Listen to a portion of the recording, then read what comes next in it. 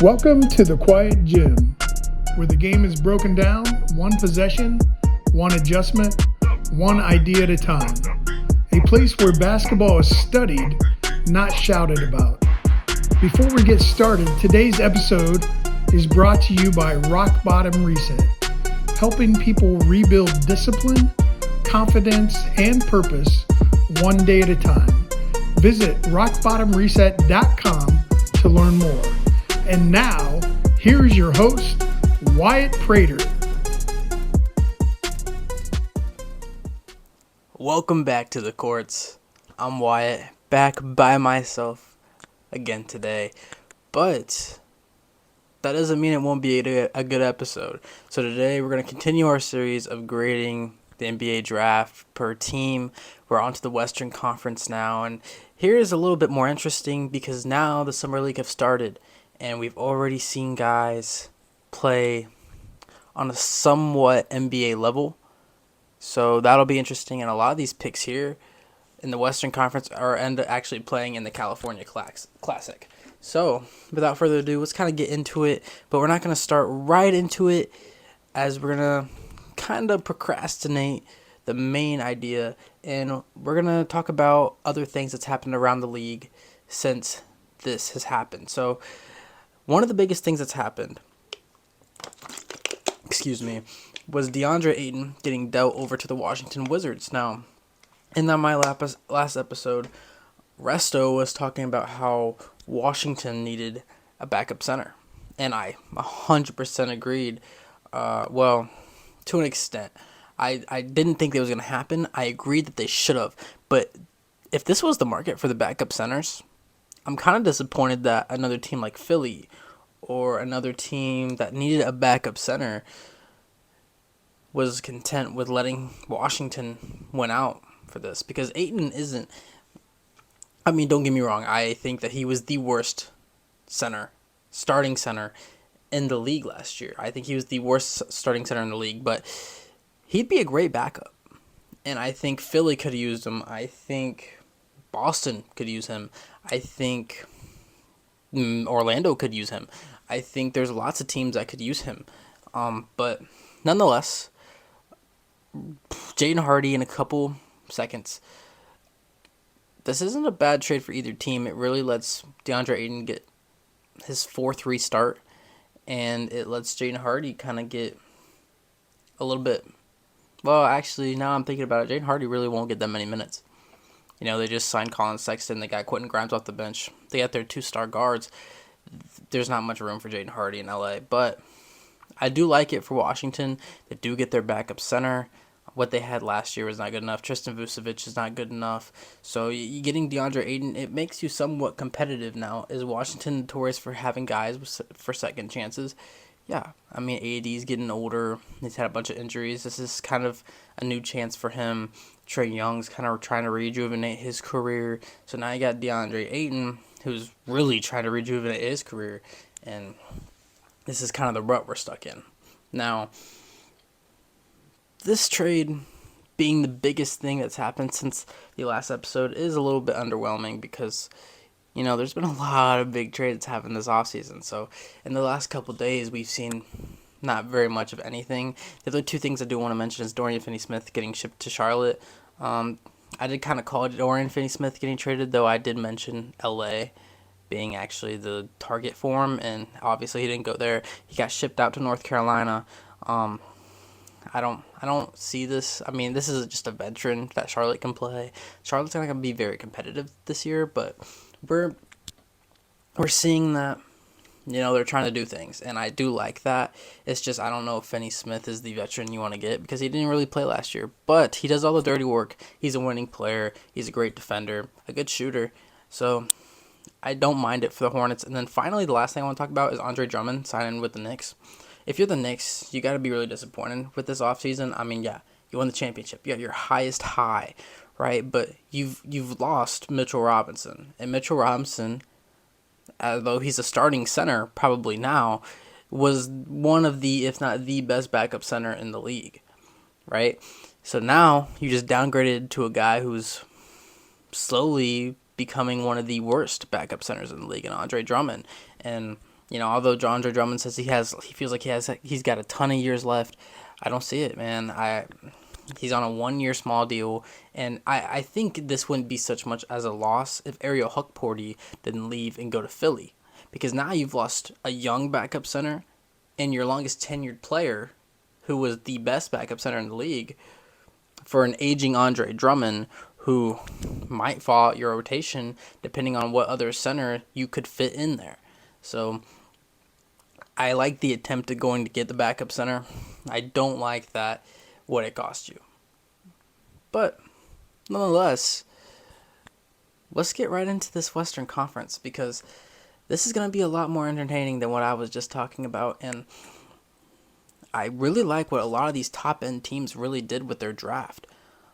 But as you know, if you watched the last episode, you know that we start at the top of the conference and make our way down. So starting with the number 1 seed, Oklahoma City Thunder.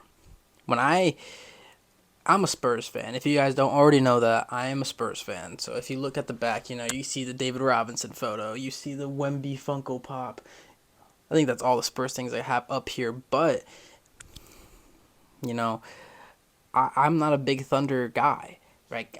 But they had the best draft by far, especially for the Western Conference. I thought Atlanta won for the East. I think they're miles ahead of what Atlanta did in this draft. They won Ade Mara, Michigan center last year, 7'3". People are calling this guy the Wemby stopper now. Is this a little bit of an over-exaggeration? Likely. But that doesn't mean that he's not going to be a great player. One of the things that they lacked last year was size off the bench. Having Hartenstein, who ended up playing really well in the conference finals for him, was almost unplayable in game 1. And having an athletic, really tall backup center will only help them, especially against teams like San Antonio. And not only did they get Mara, they got Bennett Sturtz, who carried Iowa way further in the tournament than most people thought. And Sturtz is a proven winning player. He's a great shooter, and honestly, the type of guard that OKC likes to have. They go for those older guards. They go for those guys that are win-now players. He's going to be a lot of what McCain and what Isaiah Joe's done for them the last couple years, where he's just going to come in, shoot some big threes. He's going to bring some energy. He's going to go right back off, but when he comes back on, he's going to bring the energy, and he's going to bring winning plays, and that's exactly what they need. And then they got Otega Owoa. I don't know if I said that right, but out of Kentucky, who, was a great player for Kentucky last year. Before there, I can't remember where he went to college, so please tell me down in the comments. But another guy he's a good slasher. I don't think he's going to get minutes for this OKC team, but I think it's a good two-way player for them to have. I think he's going to be one of the better two-way scorers. But Sturtz and Mara is really going to prove to be a really good draft picks for them, because Mara, I had an assumption he would drop there. I wasn't so sure if OKC was going to take him, but I really thought if Morris Johnson was there, they would take him. Morris Johnson ended up going higher, so ended up taking Mara. I think this is the perfect draft for OKC. I loved what they did, but unfortunately, I'm not a big OKC fan. But at the number 2 seed, we did see the San Antonio Spurs, who I will probably talk about longer than any other team, solely because this is my team. So anytime we have a talk like this, the Spurs will be my team. I guess I didn't tell you. So I gave Mara an A+, I gave Sturtz an A, I gave OM A-, and I gave their overall draft an A+. If that doesn't tell you how highly I'm thinking that will be. For the Spurs, everybody is overrating this draft for the Spurs. They're saying Jaden Quaintance is like the perfect backup center for this team. Athletic, big, can block shots, can play defense like crazy, can catch lobs, has good hands. And I agree with all those things. But I gave it a C+. I gave Jaden Quaintance a C+, because first off, the injury concern. He went to Arizona State, played games off and on. He did all right at Arizona State, transferred to Kentucky. Kentucky, he showed off his athleticism, showed off his shot presence, or his shot blocking presence.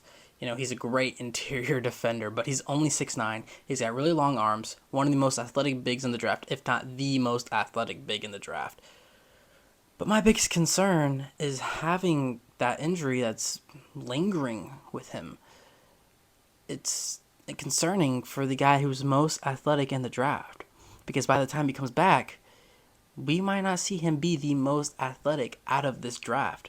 We might see, somebody else take that throne, or a lot of other people pass him up because he's going through injuries, right? And that's fair, but at a 6'9" center, that scares me a little bit, because if without his athleticism, Quayton's really isn't much. He doesn't really have much of an offensive game outside of catching lobs or going or getting cuts off a pick and roll.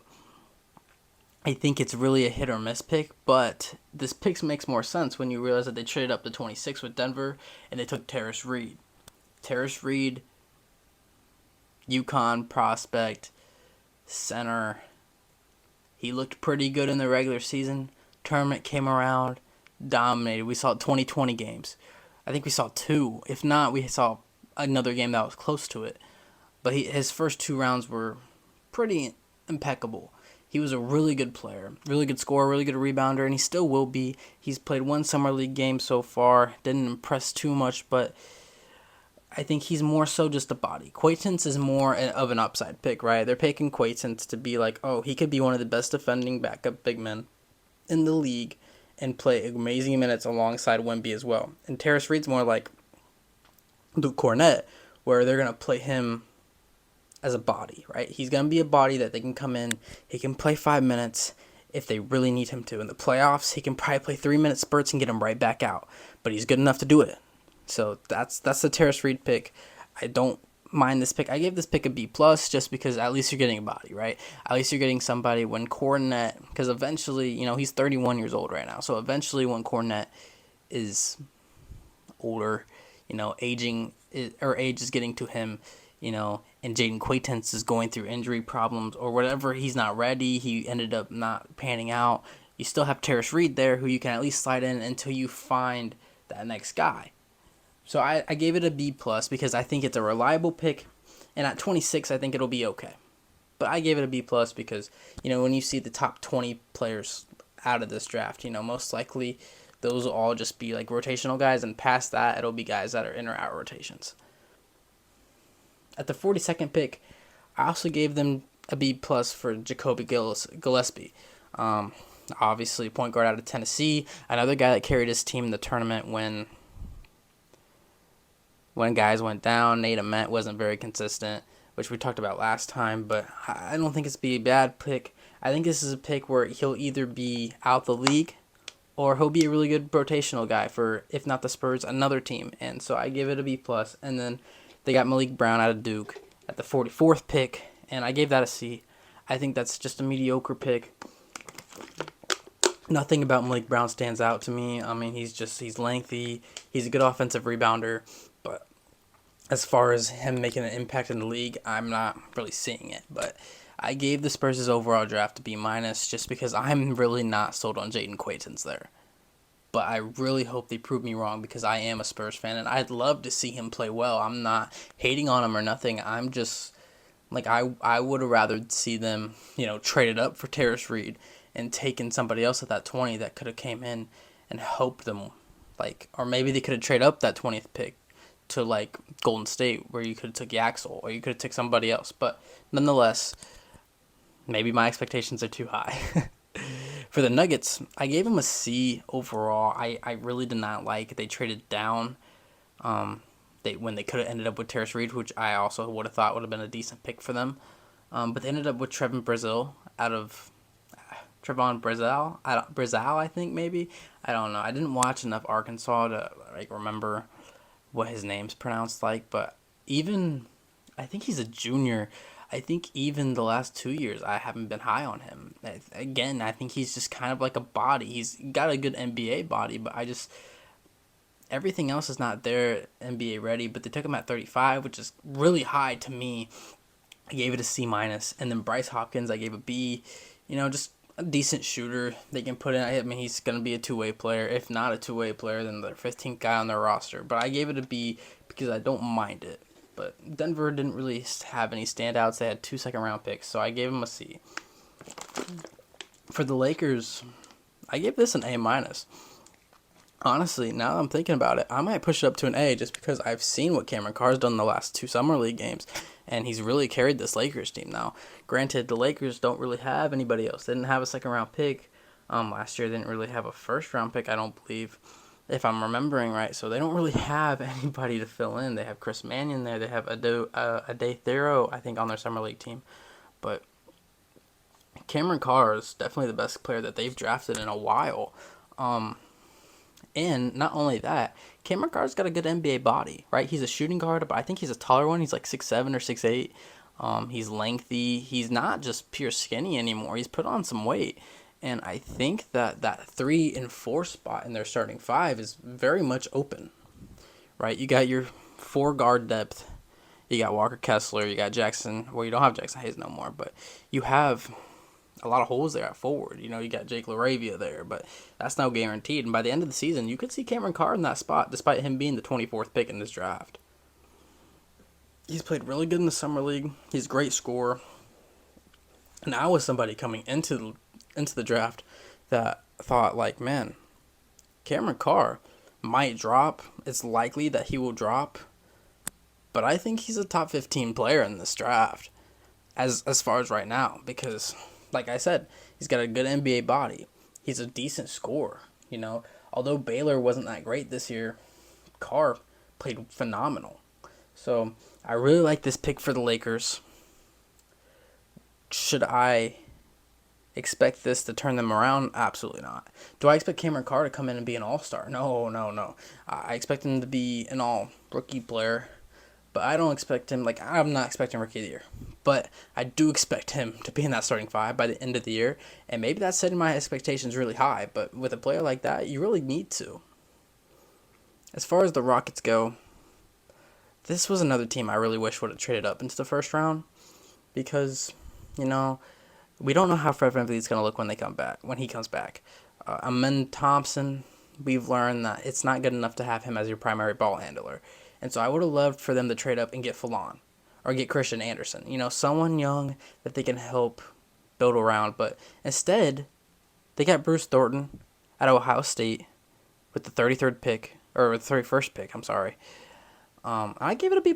I like Bruce Thornton. I have him as a top 31 player in this draft on my draft board? I did not. I had him somewhere around the 40s, which is not bad, but I think fit-wise, this was probably the best possible team Bruce Thornton could have went to, because there's a lot of opening there, right? You can't play Reed Sheppard at the 1. You've learned that. He's a defensive liability, so they try to hide him at the 2.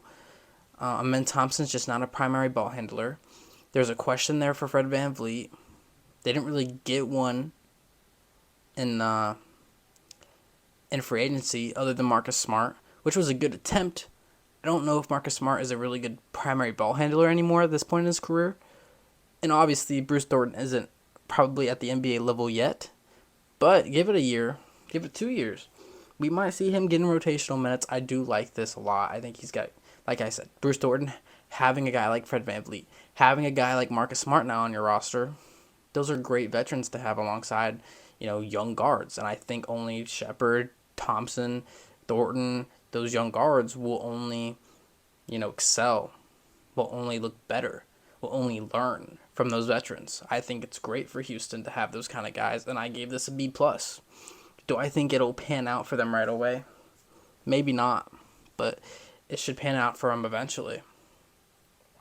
And then finally, well, not finally, because we still got a lot to go, but finally we're getting to a pick that I wanted to talk about for a while now, and I haven't been able to talk about it with anybody, so let's deep dive into this. So we're going to be talking about Minnesota. Minnesota, I didn't have a pick in the first round, but when they ended up taking Isaiah Evans at 33, it felt like it was a first-round pick, because this guy is amazing. One of the most athletic guys in the draft. He might be the most athletic wing in the draft. He's a good shooter. Honestly, all around, he's a great offensive prospect. And defensively, shows a lot of potential. And I think he was Duke's clear-cut second-best player this year. And they were the 1 seed. So I think Evans is good. I don't know if I like the fit there in Minnesota for him to start off his career because, they have a Terrence Shannon, who I don't expect to get any less minutes than he did last year, despite having guys hurt. But you also had Ayo Dosunmu, who's probably going to slide into that 3 now. He's probably going to play more of a wing than he does a guard. And so I don't know if you're going to see much Isaiah Evans this year. If he does end up going to the G League for some reason, he'll likely dominate. But I really like this pick. I think it's a steal. I gave it an A-. I love it. I don't typically love it for Evans, but I love it for the Wolves. And honestly, this is how I felt when Julius Randle got traded about a day before this. And everybody was talking about how they lost that trade, right? Because they gave Julius Randle for absolutely nothing. Or they got nothing back in return. When I saw Isaiah Evans got drafted that next day, I didn't care about the Julius Randle trade no more. I was like, okay, look, obviously there's something more going on here, which there was. LaMelo Ball is now a Wolf. But Evans is a win. I have really liked what Timberwolves done with this offseason. Would I have liked them to get more for Randle? Yeah. But overall, great offseason. And then I don't want to skip over Trey Kaufman-Renn. TKR was a great player at Purdue. Great scorer. He's kind of a limited offensive player. I mean, he's really just kind of one-dimensional when he's just kind of a slashing 4 who's not a great shooter, not very fast. He's more of a guy that uses his body. But 59th pick, he was one away from being Mr. Irrelevant of the NBA. And I gave it a C+. I gave it a C+ because he probably won't see much minutes. But I think he'll be a good G League player. And at 59, I mean, that's not bad value. So, but the Suns' first pick, were they a team that made a lot of moves? I could be wrong by that. But they drafted Koa Pete at the 30th pick. And to me, this is a very Phoenix Suns pick. Like, Koa Pete is a very Phoenix Suns coded player. He's a bigger body. I mean, honestly, it's kind of like drafting Ryan Dunn a couple years ago, Big body, kind of shorter to play at the 4, but you probably will play him at the 4. His shooting is kind of questionable. Ryan Dunn, I think, figured out enough to where he was playable. Koa Pete will probably also get to that point, but he was a guy on a lot of big boards about right before the tournament started, actually, about the beginning of March, where people were like, yep, Koa Pete, lock for the lottery. And then Zona, they went decently far in the tournament, but honestly, Koa Pete really struggled for him. And they had a lot of guys. Jaden Bradley struggled for him as well. Braden Burries looked really good for him. And Pete dropped about 16 spots to where he was projected about from the beginning of March to now the draft was in June. I gave it a B. It's a questionable pick just because it's questioning me because it's like Koa Pete is not one of those high ceiling guys. He's one of those guys that, is a rotational player. And to me, there's nothing wrong with that, especially at the 30th pick. That's not bad. But why would Phoenix want to trade for Koa Pete? Right? I'm not huge on Koa Pete. I never will be. But there's nothing wrong with Koa Pete. If he turns into a good winning player, I love it for him. If not, it's kind of like a throwaway trade for a pick. It's like, it was almost like they promised Koa Pete that he'd end up on that team. Next, we got the Portland Trailblazers. Now, you Trailblazers fans are probably looking at me like, Wyatt, why are we talking about the Blazers right now, dude? We're talking about the NBA draft. I know. If you don't know, the Portland Trailblazers are the only team that did not make a selection in this entire draft. I give it a D. Solely because you didn't come into the draft. I'm not going to give you an F because you came into the draft with no great picks, right? So trading out was no good. But if you're the Blazers, I mean, they made a lot of moves. I mean, they got Jaw so far, It's really the only thing they did, but they get Dame back. They finally shipped out Jeremy Grant's contract. So it's not terrible, but I would have loved to see them go into the draft and get somebody. Hansen, last year is kind of just a throwaway pick, and I mean the year before that you got Klingon, so that's a great pick, but I would have loved to see them try to get somewhat of something in the draft. But either way, I gave it a D. But Portland can't be too upset because it's not like you had much with it anyway. So now we're going to talk about a team that actually had a lot of picks. And honestly, they should have gave one to Portland. But we got a couple ones we want to talk about here. So first off, they had the 5th pick, which that trade ended up working out because Zoo actually didn't look that great at the end of the year. Now, who knows if he'll look great at the beginning of this year or not, but, Zoo botched didn't look that great for them. They ended up for half a year with Mathurin, potentially more. He's still a free agent. And then Keaton Wagler here at the 5th pick. Keaton Wagler, stay with me, reminds me a lot of what Shea was when he was coming in. Now, hold on. Now, am I saying that because he got drafted to the Clippers? No. Am I saying that? I'm saying it because solely it's a shot chucker with a similar body frame. Shea came in and he shot every kind of shot. He'd shoot threes. He'd shoot mid-ranges. He'd take it to the rim. He still does. That's what makes him so good, is he's a 3-level scorer, and then defensively he's no slouch, right? And Keaton Wagler is the same way. He's very young, and he's very raw, and he's very inconsistent. But that's what happens when he's even younger, right? I think he came in a year earlier. So he was another guy who worked his way all the way up, a guy that wasn't on anybody's draft boards going into the season last year, and now he can end up being the 5th pick, which is something that we don't ever see. But he worked his way up, and at Illinois, he made Illinois a really good team. And he, again, is a 3-level scorer, and I think if he can figure it out, with a good leadership, right? That's the big thing when you go to the Clippers is, what's your leadership look like, right?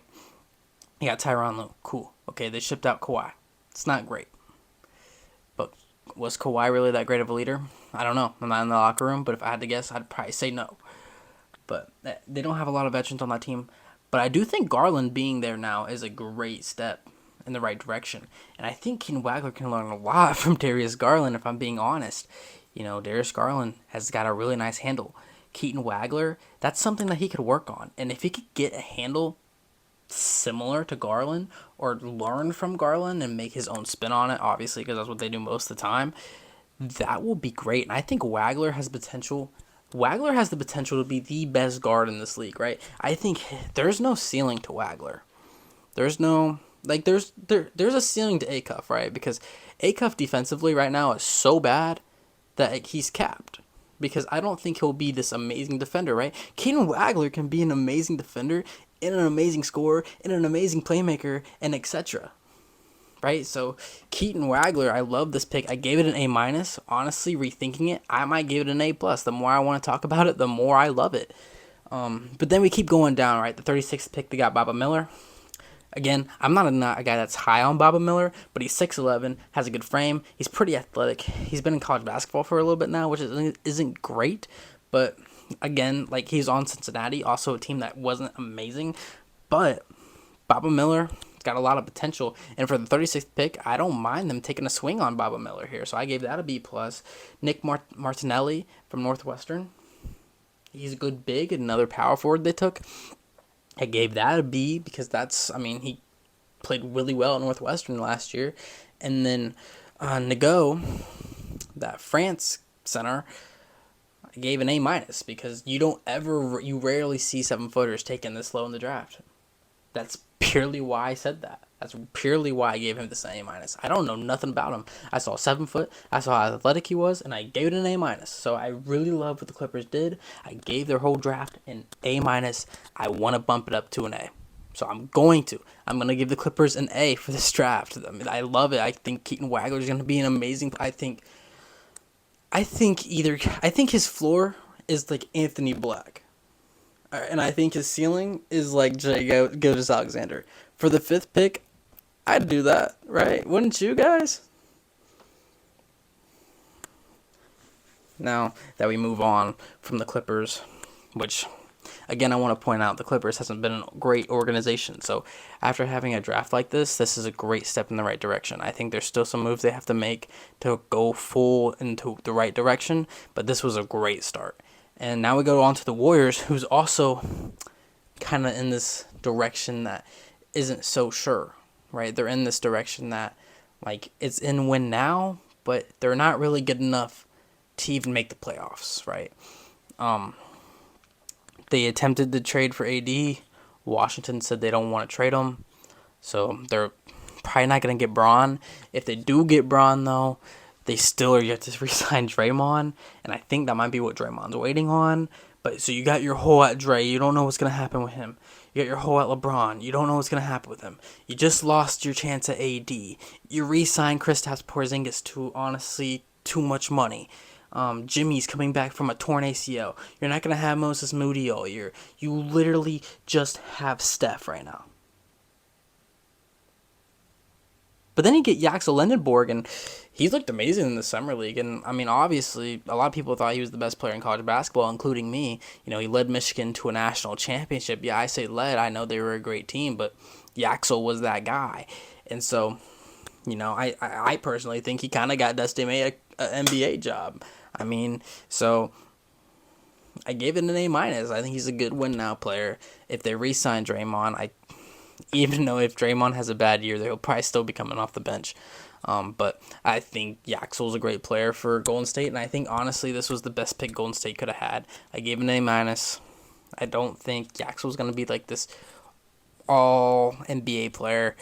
He might be an all-star one day, but right now he looks pretty dominant in the Summer League, so I don't want to put all-star out of it, but he is still, he was a senior, so there's a cap on those guys' kind of potentials, but he's going to definitely come in and help them win now, right away, like that. So you get off your bench, like, let's assume you get you guys that come back, right? You get Dre to come back. Let's even say they get Braun, right? You got Steph, Jimmy, Braun, Dre, Porzingis. Your bench is Lendenborg. You got Pod still.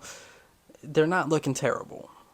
Your biggest question is health, and then how much, and defense. Health and defense. Because I'm not quite sure where your defense comes on that starting group, because you're old as shit. But Lendenborg's a good defender. He's also a good scorer. I think he's going to come in, and I think he's going to fit well with this team. But they also got Leje Jones? He's also looked decent in the Summer League. I haven't thought he looked bad. I gave it a B-. Guard out of Florida State.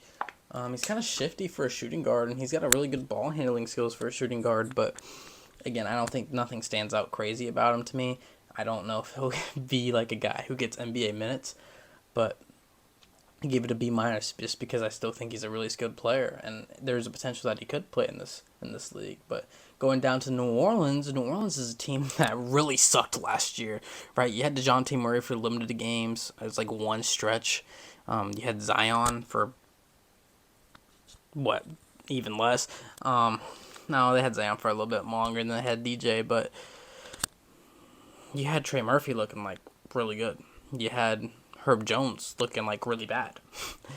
You shipped out Alvarado. I mean, you didn't have that great of a team. I mean, it just comes down to it. But you didn't trade up. So I didn't go back to the Warriors. The Warriors had a B+ draft. I gave A- to Lendenborg, and I gave a B- to Jones. But the Pelicans, I gave Jaron Pierre Jr., which I don't have it written down what draft pick he was, so someone help me out in the comments. Give him a B. I think Pierre's a good player. He's a good defender. SMU, shooting guard.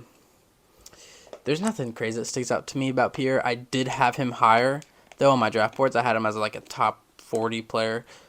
But I give the Pelicans a C- because, man, you were just so bad and you can't trade up. Like, you could have traded Trey Murphy for a first-round pick. You could have traded Trey Murphy to get into the lottery, and he didn't? And he didn't? Why?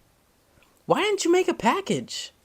This makes no sense to me, and this would be different, and I was like, well, you traded out Trey Murphy, but you haven't.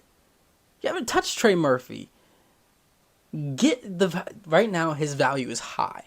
Right, next year, his value will be here. It'll be significantly lower. So they didn't capitalize on guys having high draft stock or high trade value because they had a really bad year. And instead, they ended up with the same team they had last year, praying for health. It makes zero sense to me. But we're going to move on for the Pelicans before I go absolutely rage mode. And we're going to talk about the Mavericks. But we got about 4 more teams left. So we're going to talk about the Mavericks. The Mavericks just signed their new head coach, Dusty May, out of Michigan. They fired Jason Kidd after a couple years, he led them to the finals. They got rid of Luka. I mean, it was a really weird Jason Kidd era, and every time there is a Jason Kidd era, it seems to be very weird. But starting off the Dusty May era, they ended up drafting Morris Johnson, who was a guy who was under Dusty May in college, in the draft. And, he's a very energy guy. He's a big body. He's a good rebounder. He's a great defender. He's a great paint presence. He's an all-right shooter. I gave it a B- because, to me, I don't see Morris Johnson being like this all-star. I don't see him being this great. I think he's going to be a great winning player. And I think if he's your 5th best player, you're a championship team at his ceiling. So that's not the type of guy I want to take a 9. But Dusty May loves him, and I think, honestly, getting coached under your college coach will only help him even more, right? He was a junior. He wasn't even a senior yet. I think we will see a different kind of Morris Johnson in Dallas than we did in Michigan. But I could always be wrong about that. And honestly, I love Morris Johnson. I hope he proves me wrong. Hopefully he becomes an all-star, but I just don't see it. I gave the pick a B-. But they got Sergio De La Rey. It's a shooting guard out of Spain. I don't know much about these foreign guys, but I do know he's a really very good shooter. I've seen some highlights. He's alright at putting the ball on the floor. Defensively, I didn't see much on him. I gave it a B- just because I don't know a whole lot, so I don't want to give it too low. But then again, those guys that are like that's kind of molds, they end up panning out. But again, prove me wrong, De La Rey, if I'm even saying it right. And then they got Toby Leao. I give it a C. And then the 56 tie, they took some Russian dude. I am not pronouncing that. I gave it a D+ because, again, I don't watch those overseas guys. I saw a little bit of highlights on this guy. And to be honest, I watched him about a week and a half ago, and I don't remember. I gave the Mavs a B. But for the Grizzlies, they had Cam Boozer, they had Kareem Lopez, and they took Richie Saunders, who a lot of people are saying he's this tater tot guy, which is weird that they make up these stats for the draft, because that was never mentioned at any BYU games. That was never mentioned the entire time he was in college. And then when he gets drafted, it's oh yeah, this guy's the grandson of the tater tot inventor. It's okay, you're just saying that because he's white. If this guy was black, they would not care. But Cameron Boozer at 3, I give it an A+.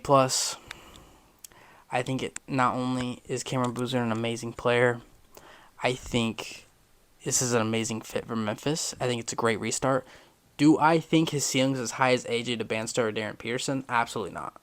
But I think he's going to come in and he's going to be the most reliable rookie out of all the 3 of those. And I think he's got the biggest chance of having the best rookie year out of all 3 of those. I think he's the most NBA ready. I think he already knows how to use his body. He's already more PR trained than the rest of those guys. Not that that really matters, but it's part of character. And, obviously he's been around ball his whole life, so I gave Boozer an A+. Kareem Lopez, I gave a B+. I say I don't watch a lot of those foreign guys, but I was keeping up with Kareem Lopez for the last couple months because I knew he was coming into the draft, and they were talking about how this guy was going to be the only Mexican guy in the league, so I had to see what was up. And yeah, he's a pretty good player. He's athletic. I think he will be more of just a role player type of guy, but I gave it a B plus because 21st pick. I think he's gonna be athletic. I think he's gonna bring a little bit of everything, and I think that's a great thing for Memphis. He's kind of like a low key kind of guy as well, and I think that's another thing that Memphis is trying to restart with. So as far as Richie Saunders, he's a good shooter. Honestly, there's not much outside of that for him. I don't think he's going to end up doing much in the league. A lot of people would disagree, especially BYU fans. But again, like I've said over and over, prove me wrong, guys. With the Kings, they took Darius Acuff at 7. I gave it an A solely because they have nothing else. Right? With this pick, you have a bunch of old guys on your team, right? And a lot of them are not even on your team right now because they're free agents.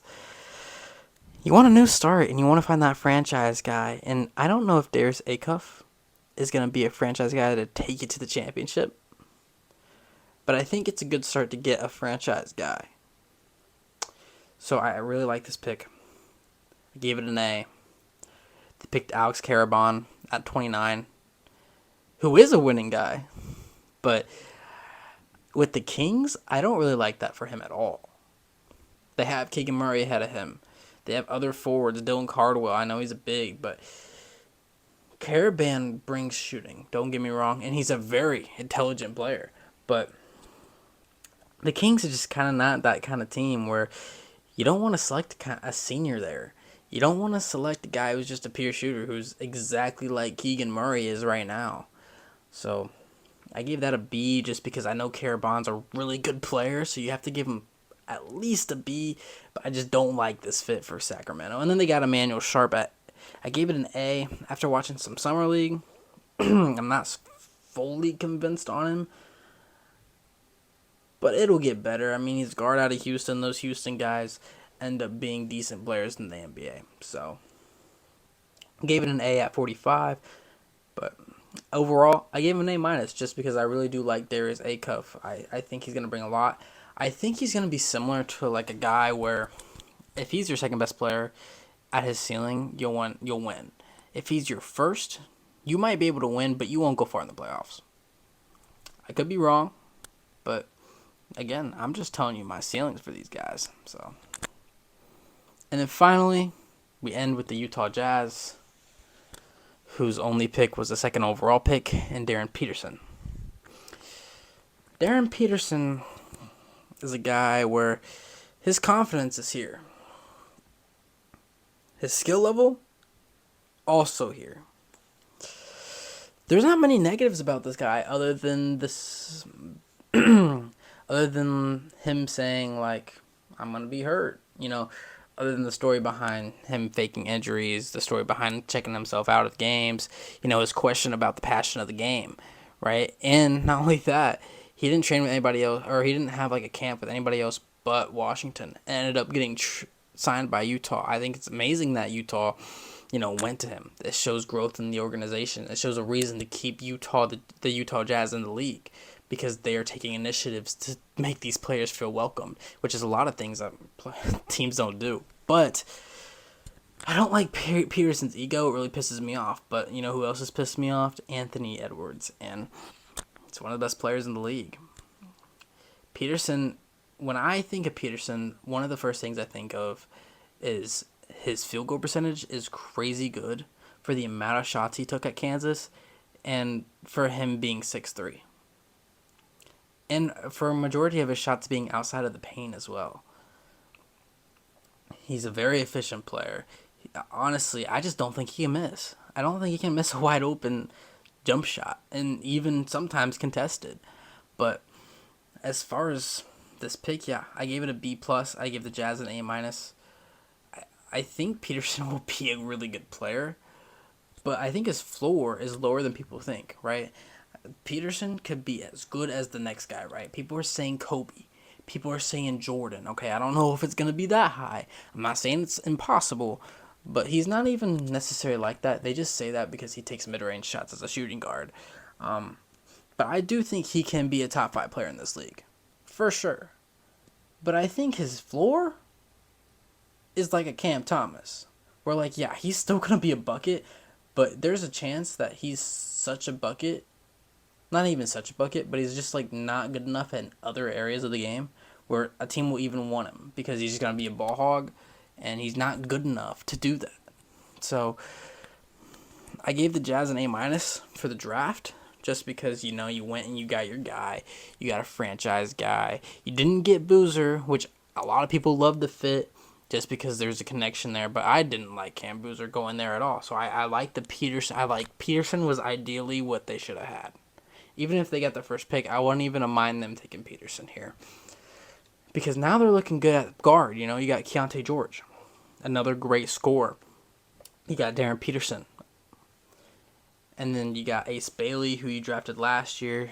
You got Lauri Markkanen. You got Jaren. You just traded Walker Kessler. But you still have a decent bench. Like, Bryce Sensabaugh is a really good shooter off your bench. You just signed Jackson Hayes to be your backup center. So, this team is going to be a lot better this year. Playoff team, probably not yet. I expect them to be a play-in team, though, and I really like what the Jazz are doing. I know a lot of people are just going to disagree with that, but the Jazz will be a play-in team next year, if not the 8 or 7 seed, because Darren Peterson's going to be better than what they had. Keontae George is going to be even better. Lauri Markkanen's going to play an all-star level again. You're going to have Jaren Jackson back. Ace Bailey's going to get even better. Bryce Sensabaugh is going to get even better. So I really love what the Jazz are doing this offseason, and that will wrap this podcast up. If you have any other ideas for what we should do with this podcast, go ahead and shoot them at me. Send them down in a comment. DM me. You can DM me on The Quiet Gym on Instagram, TikTok, or, well, I guess you can't DM on YouTube, but you can also just DM me on Instagram at The Wyatt Prater as well. Go ahead and hit a follower on all of those platforms as well if you'd like to. And then also, this is brought to you by the Rock Bottom Reset. So if you're having some trouble, you can go read his books. You can get some coaching. It'll really help you out if you're in a tough spot in your life. And until then, I'll have to see you guys. Peace.